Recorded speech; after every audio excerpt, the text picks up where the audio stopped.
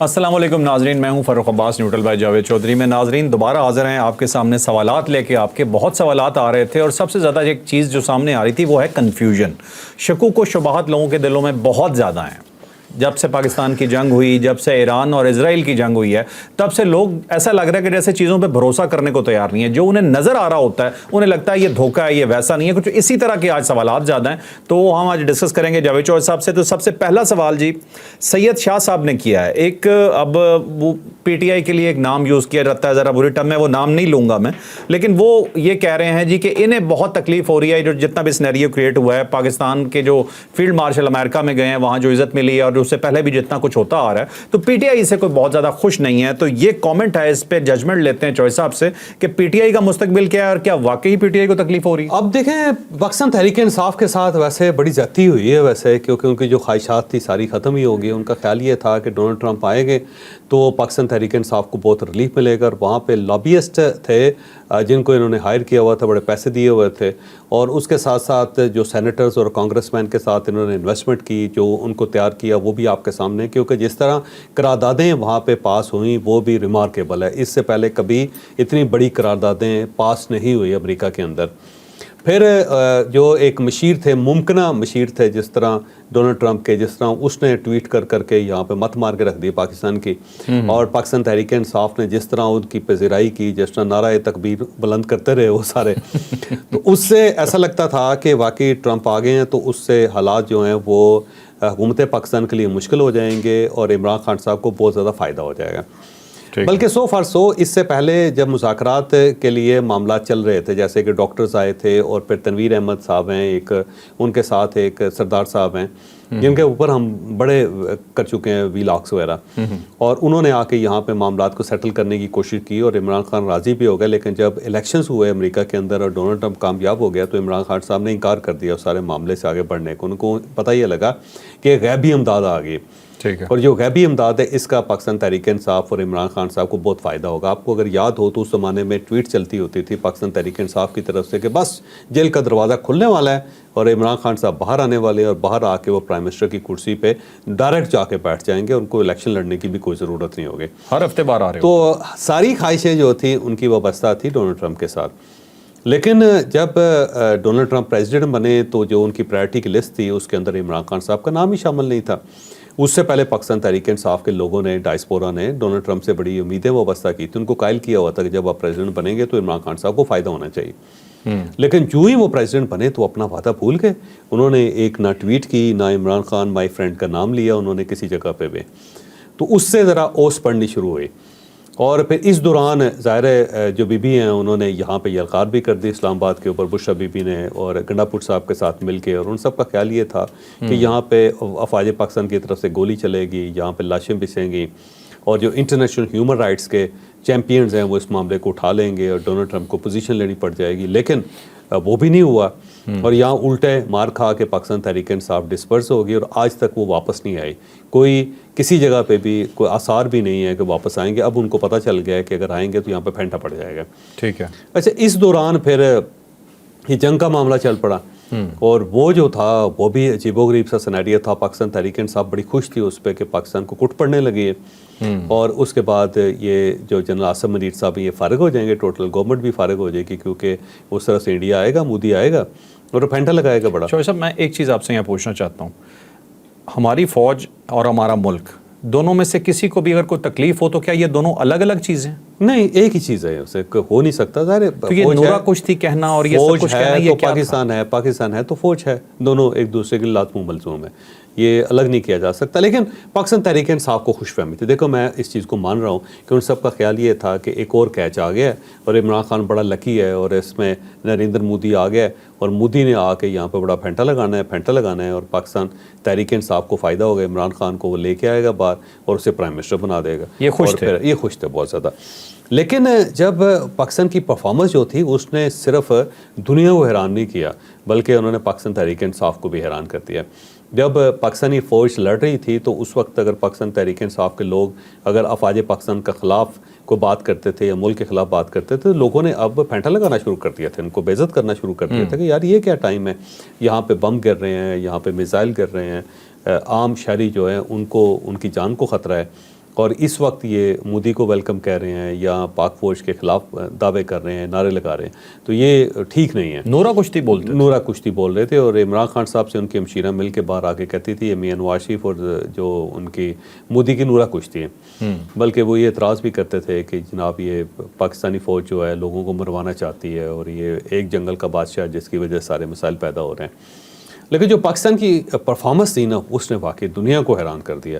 Chinese جو expect ہی نہیں کر رہے تھے کہ ہمارا جہاز اتنا اچھا ہو سکتا ہے, وہ چائنیز کی ٹیکنالوجی کہاں سے کہاں چلے گی. پھر امریکہ جو وہ حیران رہ گیا, شستر رہ گیا کہ یار یہ کیسا ملک ہے پاکستان کہ ایک $1 بلین کے لیے IMF کے ساتھ ایسی شرائط پہ سمجھوتا کر رہا ہے کہ جو ظاہر ہے آنریبل نہیں ہے. اور پھر یہاں پہ 9 مئی بھی ہو جاتا ہے, لیکن جب دشمن آتا ہے تو پھر ایسے کڑاکے نکالتا ہے ان کے کہ حیران ہی کر دیتا ہے. اور ادھر سے انڈیا سرپرائز تھا کہ یار اتنا زیادہ ہم نے بجٹ لگائے, $80 بلین. پاکستان کا ٹوٹل بجٹ $54 بلین ہے اور فوج کا $8 سے 9 بلین تھا. تو اتنے کم بجٹ کے اندر انہوں نے اپنا ڈیفینس اتنا شاندار کر لیا ہے کہ انہوں نے ہماری مت مار کے رکھ دی, بلکہ انہوں نے رافیل طیارے گرا دیے. اور وہ ان کی مہربانی ہے کہ یہ 5 6 7 تک محدود رہے تھے, یہ تو ہمارے 200 طیارے اڑا سکتے تھے جس قدر پاکستان وہاں پہ پہنچ گیا تھا. بلکہ ہم نے پوری بجلی بند کر دی انڈیا کی, اور بجلی بھی اس طرح بند کی کہ کبھی بالکل ڈاؤن ہو جاتی تھی, کبھی اپ ہو جاتی تھی. ان کو سمجھ ہی نہیں آ رہی تھی کہ ہو کیا رہا ہے. اور دور سے دور والی جو ان کے اسٹیٹس ہیں نا, ان کو بجائے اس کے وہ کہا جاتا تھا نا کہ سارا کیونکہ جنگ ہوتی بارڈر کے اوپر ہے, اور یہ پنجابی جو علاقے ہیں یا پھر آگے راجستھان کا علاقہ ہے سارا ہے, وہاں تک جنگ محدود رہتی ہے. کشمیر LOC تک محدود رہتی ہے, پیچھے ہیٹ ہی نہیں جاتی. تو اس مرتبہ پاکستان نے دور تک ہیٹ پہنچائی. جو دور کی اسٹیٹس تھی ان سب کے اندر بھی ان کی بجلی بند ہو رہی تھی, کبھی آ رہی تھی, اور سسٹم ان کا ہیک ہو گیا, سمجھ ان کو آ رہی تھی. انڈین اینالسٹوں کا کہنا ہے کہ ابھی تک بھی جموں کشمیر میں بہت ساری جو سائٹس ہیں وہ ڈاؤن ہیں, ابھی تک بھی ڈاؤن ہے. پھر پاکستان نے یہ بھی ایک بڑا کمال کیا کہ ڈیمز کھول دیے. پانی جو پاکستان کے اندر آ رہا تھا نا, ان کی مرضی کے بغیر ہی آ رہا تھا, ڈیم کھول دیے. ٹھیک ہے. اچھا, وہ ان کو سمجھ نہیں آئی کہ ڈیم کیسے کھول دیے انہوں نے, تو پورا سسٹم ہیک کر لیا. تو اس چیز نے نا انڈیا کو بڑا پریشان کر دیا. مودی کا پورا پولیٹیکل کیریئر ختم ہو گیا, RSS کا پولیٹیکل کیریئر ختم ہو گیا. تو اس سارے سینیریو کے اندر پاکستان تحریک انصاف جو ہے وہ تنہا رہ گئی. اور اب مجھے لگتا ہے کہ اس کا ایک پولیٹیکل کیجویلٹی اس کی بھی ہوئی ہے. عمران خان صاحب کو چاہیے تھا کہ وہ تحریک کا اعلان نہ کرتے اور نہ ہی اس لیول تک جاتے. ایک آخری کیچ تھا کہ افواج پاکستان کے ساتھ کھڑے ہو جاتے آپ, لیکن وہ کیچ بھی انہوں نے مس کر دیا. تو اب پاکستان تحریک انصاف کا سینیریو, موجودہ سینیریو کے اندر مجھے کوئی خاص ان کا مستقبل نظر نہیں آ رہا. ہاں یہی ہے کہ کوئی بڑی چینجز آ جائے دنیا کے اندر, امریکہ کے اندر پریزیڈنٹ جو ہے وہ فوت ہو جائے اور نیا پریزیڈنٹ آ جائے اور اینٹی پاکستان ہو اور پرو عمران خان ہو وہ, یا یہ جو ایران اور اسرائیل کی جنگ ہے وہ ایک نیا موڑ لے لے, یا کوئی پاکستان کے اوپر افتاد پڑ جائے خدا نخواستہ کوئی, تو تبھی ہو سکتا ہے. یا پھر کوئی بڑا واقعہ ہو جائے جس کا عمران خان صاحب بینیفیشری ہو جائیں, تبھی ہو سکتا ہے. ویسے موجودہ سینیریو کے اندر پوری بات سے مجھے جو محسوس ہو رہا ہے کہ خدا نہ خواستہ کوئی چیز غلط ہو جائے تو PTI کو فائدہ ہو سکتا ہے, وہ بھی ہو سکتا ہے, وہ بھی ہو سکتا ہے. مطلب کوئی چیز ٹھیک ہونے سے فائدہ نہیں, ٹھیک ہونے سے کوئی فائدہ نہیں ہوگا. اور پاکستان تحریک انصاف کو چاہیے کہ وہ خیبر پختونخوا کے اندر توجہ دے کے وہاں پہ لوگوں کو خوش کرے, کیونکہ وہاں پہ لوگ بڑے ناراض ہیں پارٹی کے ساتھ. ٹھیک ہے. تو اس کے علاوہ اب مجھے کوئی خاص کوئی تبدیلی ہوتی ہوئی نظر نہیں آ رہی عمران خان صاحب کے لیے. اور یہ بھی ایک وقت کے ساتھ ثابت ہو گیا کہ اگر پاکستان کو سٹیبل رکھنا ہے تو عمران خان صاحب کو اندر رکھنا پڑے گا آپ کو, کیونکہ عمران خان صاحب باہر آ کے ہر چیز کو دوبارہ ریورس گیئر پہ لگا دیں گے. ٹھیک ہے. دوسرا مجھے نہیں لگتا کہ عمران خان صاحب سے اب کوئی ویسٹ کو دلچسپی ہے, کوئی UK کو دلچسپی ہے, یورپ کو دلچسپی ہے, وہ میٹر کرتے ہیں امریکہ کے لیے اب. ٹھیک ہے, چلیں اب چلتے ہیں جی دوسرے سوال پہ. محمد نام کی یہ ID ہے, اس کے آگے بھی کچھ ہے لیکن وہ پروناؤنس نہیں ہو سکتا, لیکن سوال اچھا تھا تو میں نے اس لیے لے لیا. وہ کہتے ہیں جی ایمان سب سے بڑی قوت ہے اور پاکستان کو صرف چائنا کی دوستی ہی کافی ہے, ہمیں امریکہ کی کوئی ضرورت نہیں ہے. نہیں, ایسا نہیں ہوتا. یہ یاد رکھیں کہ ایک جو پنجابی کلچر ہے نا, یہ پنجابی کلچر ہے, وہ یہ کہتے ہیں یا تو میرا دشمن ہے یا تو میرا دوست ہے, اور سجن تجان قربان ہے. یہ ایک پنجابی کلچر ہے, اور جتنا پاکستان کو نقصان پہنچا ہے نا اس پنجابی کلچر کی وجہ سے بھی پہنچا ہے. ہم نا جنرس ہو جاتے ہیں بہت زیادہ, کیونکہ وہ کہتے ہیں کہ دیکھیں جی وہ اس نے ہم سے مدد مانگی ہے, ابھی ہماری غیرت گوارا نہیں کرتی کہ ہم اس کو باقاعدہ چارج کریں. اچھا, اس کا نقصان یہ ہوا ہے کہ امریکہ نے ہمیشہ ہمیں مفتہ لگایا ہے, اور ہم یہ کر کے کہ پٹھان کی چھوٹ دیکھو, یا پنجابی لالے دی چھوٹ دیکھ اچھا اس کا نقصان پاکستان کو بہت زیادہ ہوا ہے. تو جو فارن افیئرز ہیں نا وہ جذبات سے نہیں چلائے جاتے. اب اس کے اندر آپ یہ دیکھیں کہ جب رشیا اور امریکہ کی جنگ چل رہی تھی اس وقت بھی رشیا اور امریکہ کے آپس میں ریلیشن تھے, ان کی ٹریڈ بھی ہوتی رہی اور ان کے اپنے معاملات بھی چلتے رہے. اب اس وقت بھی امریکہ اور رشیا کے درمیان کتنی لڑائی ہے لیکن کسی نہ کسی جگہ پہ ان کے درمیان آپس میں رابطے بھی ہیں. چائنا کو بہت بڑا دشمن سمجھتا ہے امریکہ, لیکن سب سے زیادہ ایکسپورٹس چائنا امریکہ کے اندر کرتا ہے. $6 ٹریلین کی آلموسٹ ان دونوں کے درمیان ٹریڈ ہے. ٹھیک ہے, تو اس سے آپ اندازہ لگائیں کہ دشمنی اپنی جگہ پہ لیکن ٹریڈ اپنی جگہ پہ. تو ریلیشن جو ہوتے ہیں نا وہ سب کے ساتھ ہونے چاہیے. اور اگر ہم سمجھدار ہیں تو ہمیں چائنا جو ہے اس کی گود میں بھی نہیں بیٹھنا چاہیے اور ہمیں امریکہ کی گود میں بھی نہیں بیٹھنا چاہیے. ہمیں اپنا انٹرسٹ دیکھنا چاہیے جو 25 کروڑ لوگوں کے لیے امپورٹنٹ ہے. ہاں, کیونکہ چائنا بھی چوہے صاحب انڈیا سے ٹریڈ ختم نہیں کر رہا. انڈیا سے وہ ٹریڈ کر رہا ہے, حالانکہ انڈیا ہمارا دشمن ہے, وہ ساتھ ضرور دیتا ہے لیکن جہاں کاروبار کی بات آتی ہے وہ ریلیشن ختم نہیں بالکل ریلیشن ختم نہیں کرتے. اور یہی اسپرٹ ہماری ہونی چاہیے. اب دیکھیں نا انڈیا کیا کر رہا ہے. انڈیا نے چائنا کے ساتھ جہاں کہ ان کی ٹھیک ٹھاک دشمنی ہے اور ایک دوسرے کی فوجیں آمنے سامنے کھڑی ہیں, مدت سے کھڑی ہیں, لیکن ان دونوں کے درمیان ٹریڈ کا والیوم بھی دیکھ لیں آپ. پاکستان سے بہت زیادہ ٹریڈ کا والیوم ہے, اس کے مقابلے میں بہت زیادہ ہے. پھر آپ رشیا کے ساتھ دیکھ لیں, چائنا کے بڑے پرانے ریلیشنز اور ان سے اکوپمنٹ بھی خرید رہا. اور پھر امریکہ کے ساتھ تعلقات دیکھ لیں تو انڈیا دیکھیں کہ انڈیا چائنا کے ساتھ انگیج ہے, رشیا کے ساتھ انگیجڈ ہے اور ساتھ ساتھ امریکہ کے ساتھ انگیجڈ ہے. تو وہ بڑے کھلے دل کے ساتھ کبھی ان کے ساتھ کبھی ان کے ساتھ کبھی ان کے ساتھ اور تھوڑا تھوڑا حصہ اس نے سب کے ساتھ رکھا ہوا ہے. ٹھیک ہے, تو پاکستان ایسا کیوں نہیں کرتا؟ پاکستان کو کرنا چاہیے. بلکہ میری تو یہ خواہش ہے کہ انڈیا کے ساتھ بھی ہماری ٹریڈ سٹارٹ ہونی چاہیے. ہم اپنا نقصان کیوں کریں جی, جب ہمیں چیزیں سستی مل سکتی ہیں انڈیا سے, یا ہم سستی چیزیں انڈیا کو دے سکتے ہیں اور زیادہ طریقے سے دے سکتے ہیں, تو ہم اپنا نقصان کیوں کرتے ہیں؟ تو سب رکاوٹ ہماری سائڈ سے تو نہیں ہے. میرا خیال ہے کوئی معاملہ سیٹل ہونے چاہیے یہ بھی, اور بڑے کھلے دل کے ساتھ ہونے چاہیے. دشمنی اپنی جگہ پہ, لیکن جو مالی مفادات ہیں وہ بھی آپ اپنا انٹرسٹ بھی واچ کریں. آپ کیوں انٹرسٹ واچ نہیں کرتے؟ کیوں آپ انڈین پروڈکٹ جو ہیں وہ وایا دبئی لیتے ہیں آپ, جس سے اس کا 4 گنا اس کی قیمت بڑھ جاتی ہے یا 400% اس میں اضافہ ہو جاتا ہے. تو اس کے بجائے آپ واگا بارڈر سے لیں. اور اسی طرح جو انڈیا چیزیں جا رہی ہیں وہ وایا دبئی جا رہی ہیں. کیوں جا رہی ہیں؟ آپ اس کو ٹریڈ کا روٹ کھولیں. لڑائی اپنی جگہ پہ, ٹریڈ اپنی جگہ پہ, دونوں کام چلنے چاہیے.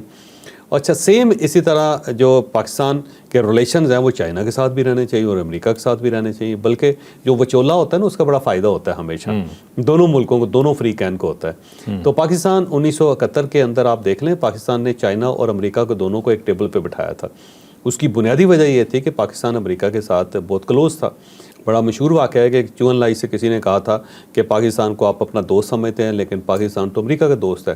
تو چو ان لائی نے بڑا زبردست جواب دیا. اس نے کہا یہ تو بڑی اچھی بات ہے کہ ہمارا دشمن ہے امریکہ, لیکن ہمارا ایک دوست اس کے ساتھ رابطے میں ہے, تو اس کا تو چائنا کو فائدہ ہوگا ہمیشہ, نقصان تو اس کا ہو ہی نہیں سکتا. یہ بگر پکچر, یہ بڑی دیکھا نا بگر پکچر ہے اور کتنی زبردست قسم کی سوچ ہے.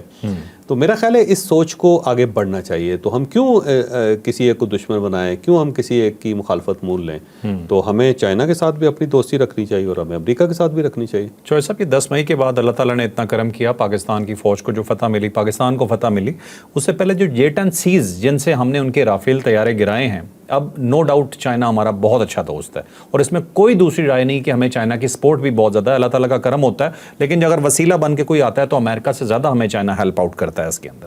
لیکن جیٹ اینڈ سیز چائنا اپنے ایئر شوز میں نہیں دکھاتا تھا, یہ ان کے لیے کوئی مین سٹریم پلین نہیں تھا. انہوں نے پاکستان کو بس دے دیا تھا کیونکہ پاکستان کو بھی ایک ایسا جہاز چاہیے تھا جو کم پیسوں میں آ جائے, اور پاکستان واحد خریدار تھا اور اسی سے کمال کر دیا, اسی سے اس کی گڈی چڑھ گئی. اور آج چائنا پاکستان سے زیادہ کلوز ہو گیا کیونکہ پاکستان نے اس کا وہ اکوپمنٹ چلا دیا جس پہ شاید وہ خود بھی نہیں سوچ رہے. ہاں جی, تو پاکستان کو امریکہ کے ساتھ بھی تعلقات رکھنے چاہیے, چائنا کے ساتھ بھی رکھنے چاہیے, رشیا کے ساتھ بھی رکھنے چاہیے اور انڈیا کے ساتھ بھی اپنے معاملات ٹھیک کرنے چاہیے.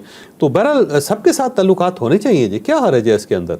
کیونکہ اگر آپ تعلقات نہیں رکھتے تو اپنا نقصان کر رہے ہیں نا, تو فائدہ تو آپ نہیں کر رہے اپنا. ٹھیک ہے, چلیں نیکسٹ کویسچن جی. نیکسٹ کویسچن جی ارشاد احمد صاحب کا. وہ کہتے ہیں کہ خدا کرم کرے امریکہ اتنا مہربان کیوں ہے پاکستان پر, پھر کہیں ایسا تو نہیں کہ ماضی کی طرح پرائی جنگ میں کود کر ملک کو آگ میں دھکیلا جا رہا ہے؟ دیکھیے ہو سکتا ہے یہ, اور امکانات تو دنیا میں ہر چیز کے ہوتے ہیں, لیکن یہ ذہن میں رکھیں کہ جو بندہ بار بار دھوکہ کھاتا ہے نا وہ سمجھدار بھی ہو جاتا ہے. اگر پاکستان کے ساتھ دھوکے ہوئے ہیں کہ 1962 میں بھی ہو گیا, پھر 1984 میں بھی ہو گیا, پھر 9/11 کے بعد بھی ہو گیا, تو اتنے زیادہ دھوکوں کے بعد پاکستان بھی سمجھدار ہو گیا ہوا. اس کو بھی اندازہ ہے کہ کہاں کہاں جیب کاٹی جا سکتی ہے اور کہاں کہاں اس نے اپنے مفادات کا خیال رکھنا ہے. ٹھیک ہے. تو پاکستان کی اپنی میموری بڑی زبردست ہے, اور ساتھ ساتھ اس نے اپنے سسٹم بھی بنا لیے ہوئے ہیں کہ کس لیول پہ جانا ہے, کس لیول پہ نہیں جانا. امریکہ جو ہے نا وہ بھی دھوکہ دے دے کے اس کو بھی اندازہ ہو گیا ہے کہ اب صرف زبانی کلامی ہم پاکستان کو بچہ نہیں بنا سکیں گے, اس کو تھپکی نہیں دے سکیں گے, تو ہمیں اس کے ساتھ تو ڈیل فیئر کرنی پڑے گی. تو دونوں فریقین کی طرف سے مجھے لگتا ہے کہ سینسیبل ہو گئے اور اب دونوں ایک دوسرے کو دھوکہ نہیں دیں گے. ایک چیز تو یہ ذہن میں رکھیں. دوسرا, جو فیلڈ مارشل عاصم منیر ہے نا, ان کے اندر ایک اور تبدیلی بھی ہے جس کو نوٹ کریں.